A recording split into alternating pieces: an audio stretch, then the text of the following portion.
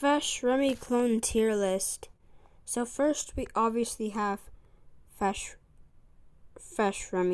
Like it's obvious where obvious where he's going.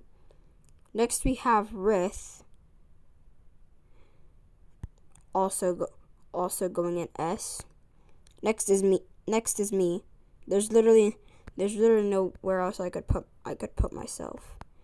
And this abomination right here, we're putting in F. There's no other place he could go. And this